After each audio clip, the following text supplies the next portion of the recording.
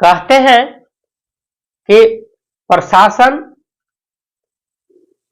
कहते हैं कि बड़े बड़े अधिकारी प्रशासन अपना आम पब्लिक लोगों को सुरक्षा देती है, लेकिन जब खुद ही प्रशासन लोग अपने खुद को ही सुरक्षा न दे तो आम पब्लिक लोगों को क्या होगा, क्या उस पर बीतेगा। हालांकि इस कहानी में भी सेम कुछ ऐसा ही होता है। एक सीबीआई ऑफिसर एक ऐसे केस में उलझ जाते हैं जिस वजह से निकलना भी काफी मुश्किल पड़ जाता है। इस जेल के हवाले कितने लोग भी सलाखों के पीछे पड़ जाते हैं। नमस्कार, आदाब, सत श्री अकाल। मेरा नाम रामजी राज। दरअसल एक घटना है, हरियाणा प्रदेश का एक इलाका पड़ता है पलवल थाना। अब पलवल थाना के ही अंतर्गत है केस है जिनका नाम है राजेश। राजेश का उम्र 28 वर्ष। राजेश एक फरीदाबाद के रहने वाला युवक। इनके मम्मी पापा काफी होनहार और शिक्षित हैं, जिस वजह से राजेश को अच्छी तरीके से पढ़ा लिखा कर एक एजुकेटेड बनाया। और राजेश काफी पढ़ने में भी तेज। एक पढ़ते पढ़ते अपना काफी प्रयास करते थे एक जॉब के तलाश में। जब जॉब कहीं नहीं मिलता था, काफी परेशान रहने लगे थे। अचानक उसी दौर में एक वैकेंसी आती है सीबीआई ऑफिसर की। उसी सीबीआई ऑफिसर के वैकेंसी जैसे ही आता है, ये अपना राजेश ने फॉर्म को भरते हैं। और जब सिलेक्शन के टाइम पर आता है तो अपना लिस्ट देखते हैं तो लिस्ट में इनका नाम आया रहता है।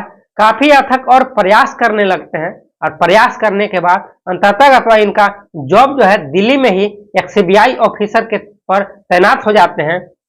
जैसे ही तैनात होते हैं, इनके घर के गार्जियन लोग के पास काफी रिश्ते लेकर के आने लगते हैं राजेश से शादी करने के रिस्पेक्ट में।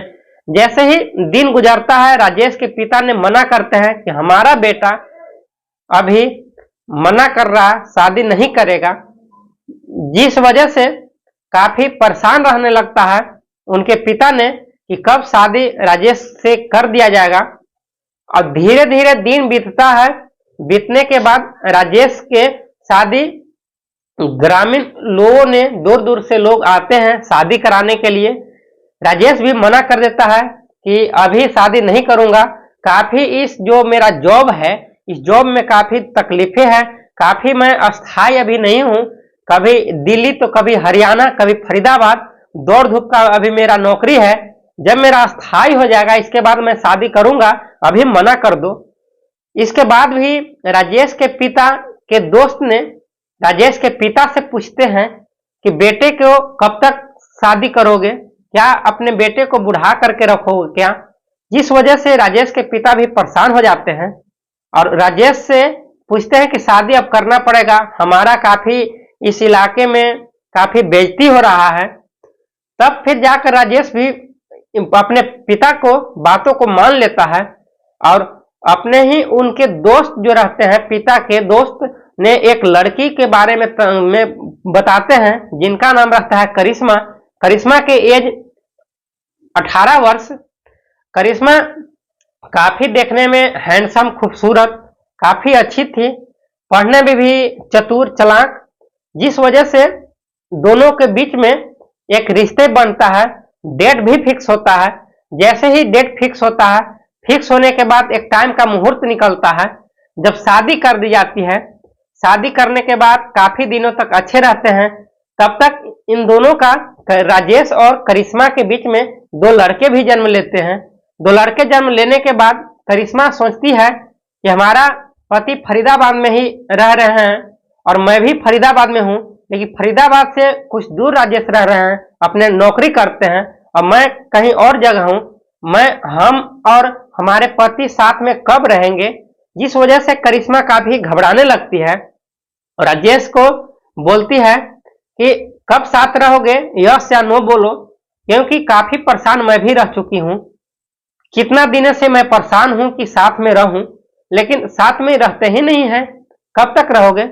राजेश ने बोलता है कि दरअसल बात यह है कि हमारा जॉब अस्थायी नहीं है, जब मेरा जॉब अस्थायी हो जाएगा तो शादी तो हो ही गया है, जब कहीं भी अस्थायी हो जाने के बाद मैं आपको ला लूंगा। जिस वजह से करिश्मा भी काफी परेशान रहने लगती है और धीरे धीरे इनकी पोस्टिंग जो है बदल करके अपने फरीदाबाद न होकर के ये हरियाणा के पलवल थाना में हो जाता है। जब हरियाणा के पलवल थाना में तैनात हो जाते हैं राजेश ने, करिश्मा काफी खुशहाली से चार चांद लग जाता है। करिश्मा घर से चाहती है क्यों ना मैं भी एक हरियाणा में ही जाकर के पलवल में ही फ्लैट खरीदूं और वहां पे फ्लैट में ही रहने लगूं। तब राजेश के सारी बात करिश्मा ने बताती है। राजेश भी करिश्मा के बातों में आ जाते हैं। आने के बाद दोनों एक फ्लैट खरीदते हैं और उसी फ्लैट में अपने बच्चे के साथ रहने लगते हैं। रहते रहते फिर भी राजेश को टाइम नहीं मिलता है, जिस वजह से अपना नौकरी करता और 11 बजे कमरे पर आता। फिर सुबह की वही कहानी है, टाइम न मिलने की वजह से करिश्मा पर ज्यादा ध्यान नहीं दे पा रहा था। काफी करिश्मा फिर भी परेशान होने लगती है और उसी इलाके में दूध वाले आते हैं, रोज दूध बेचने वाले, जिनका नाम रहता है मनीष। वो करिश्मा में ने रोज दूध लेने लगती है और करिश्मा ने बोलती है कि रोज हमारे कमरे पर आ जाया करो दूध देने के लिए, क्योंकि जैसे ही मैं नीचे आती हूँ हमारे बच्चे रोने लगते हैं। मनीष ने भी अपने करिश्मा के कमरे पर जाकर दूध देती है और दे करके चला जाता है। रोज ऐसा ही सिलसिला चलता रहता था। फिर भी करिश्मा अपने राजेश से नाराज रहने लगती है, इस वजह से कि हमारे साथ टाइम नहीं व्यतीत कर रहे हैं, साथ में रहते नहीं हैं, अपने बच्चों को भी ख्याल नहीं रखते हैं। तब दोनों में आखिर मनीष ने एक दिन पूछता है करिश्मा से कि करिश्मा बताओ, जब भी मैं दूध लेकर आता नाराज क्यों रहती हो, क्या परेशानी है, बताओ तो सही। करिश्मा ने बताती है, अपना व्याख्या करती है कि दरअसल हमारे पति तो सीबीआई ऑफिसर जरूर हैं, लेकिन हमारे साथ टाइम व्यतीत नहीं करते, हमारे साथ शौक पूरा नहीं करते, हमारे साथ मार्केट घूमते नहीं हैं, कहीं पे जाना है टूरिस्ट पे ऐसे जगह पर लेकर नहीं जाते। काफी मैं परेशान रहती हूँ, आखिर मैं करे तो क्या करे। मनीष ने पूछता है कि क्या जो संबंध राजेश है, राजेश के समझाओ बुझलाओ अच्छी तरीके से रखो। करिश्मा ने बोलती है कि मैंने अथक प्रयास किया, इसके बावजूद भी राजेश ने नहीं मानता। बोलता है कि हमारे पास टाइम ही नहीं है कि मैं दूसरे को मैं ख्याल रख सकूं, क्योंकि मैं ऐसे भी पुलिस ऑफिसर हूं, मैं दूसरे को अपने केस को ही सॉल्व करने में मैं दिन व्यतीत समय चला जाता है। मैं अपने पति को, अपने पत्नी को, अपने घर वाले को कैसे ख्याल रखूंगा। जब टाइम मिलेगा संडे को दिन मैं जरूर आऊंगा और आप लोग के साथ पूरी टाइम दूंगा। करिश्मा भी परेशान होने लगती है। उसी बीच में करिश्मा और मनीष के बीच में एक संबंध बन जाता है। संबंध बनने के बाद काफी बातचीत भी होती है। करिश्मा राजेश ने जैसे ही अपने डिप्टी जाते हैं, जाने के बाद एक घटना जो है 12 जनवरी 2024 की है, सुबह सुबह की। करिश्मा ने बोलते हैं राजेश से कि मैं मैके जा रहा हूं, मैके से 2 दिन के बाद मैं आ जाऊंगा। तब से राजेश ने भी बोलता है कि ठीक है, अपने बच्चे को भी लेकर चले जाओ। काफी अपने बच्चे भी अपने ममहार नहीं गया है, घूम करके आ जाएगा। इस वजह से करिश्मा ने बोलती है कि मुझे फौरन जाना है, घूम करके मैं आ जाऊंगा, वरना मैं अपने बच्चे को लेकर जाऊंगा तो काफी टाइम निकल जाएगा, मैं आखिर करूंगा तो क्या करूंगा।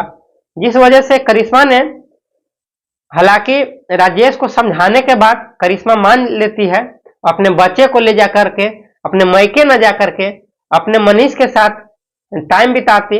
जैसे ही अगले दिन जब कमरे पर पहुंचते हैं दोनों ने अपने बच्चे और करिश्मा को लेकर के, तो राजेश ने पूछता है अपने बच्चे से कि बेटा अपने मामा से बातचीत किया, घूम लिया, नानी का क्या हाल है। बच्चे 2 होते हैं, उनके छोटे बच्चे ने बताते हैं। बच्चे ऐसे भी मासूम रहते हैं, जो भी कहानियां ब्याह करते हैं हकीकत बोलते हैं।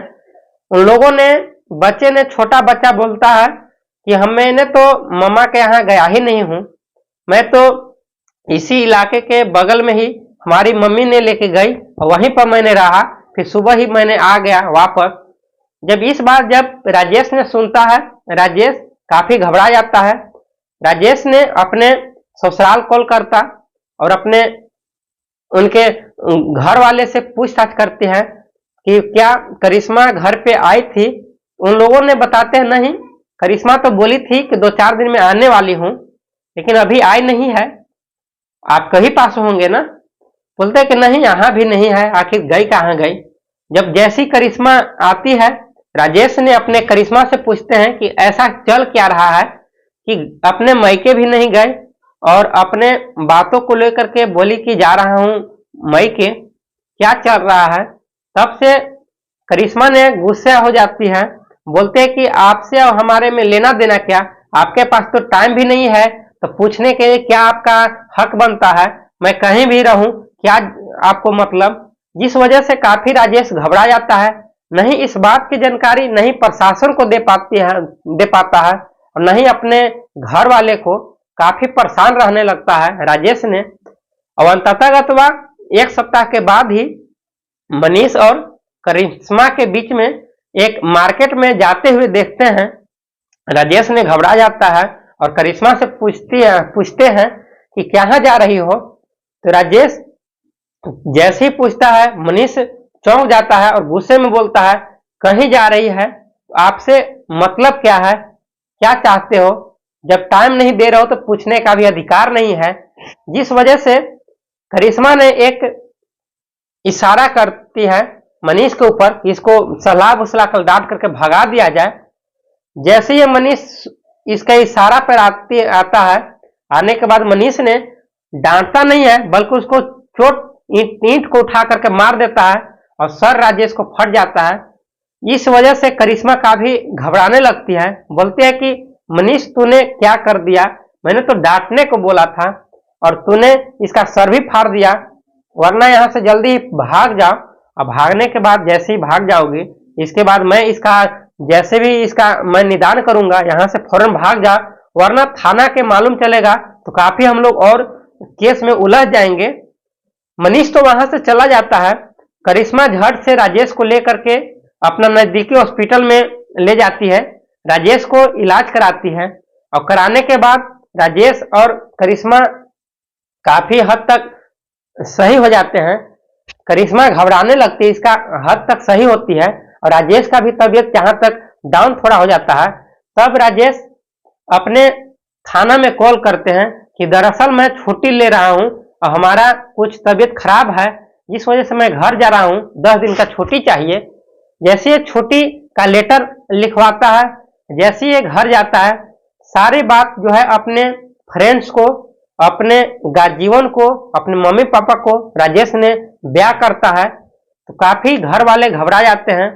राजेश के पिता ने फौरन अपने करिश्मा के घर कॉल करते हैं कि ऐसी ऐसी आपकी बेटी ने हरकतें किया है। तब काफी घबराने लगती और करिश्मा बेबी और गुस्से में आ जाती, जिस वजह से एक थप्पड़ भी राजेश के ऊपर झड़क देती।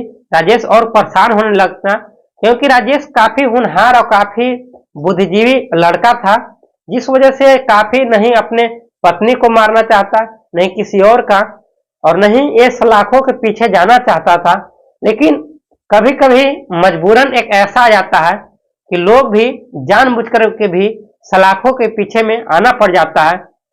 जैसे ही टाइम होता है 10 दिन, अपने घर से रिहा होकर के उसी अपने हरियाणा के पलवल थाना में पहुंचता है राजेश ने और अपना ही बड़े अधिकारी से बैठ करके बातचीत करता है कि यहाँ पर तो मैं बात करूंगा लेकिन थोड़ा खराब लगेगा, दरअसल आपसे रिक्वेस्ट है कि हमारे एक दिन कमरे पर आइए, आपसे बातें करना है, काफी जरूरी बात है।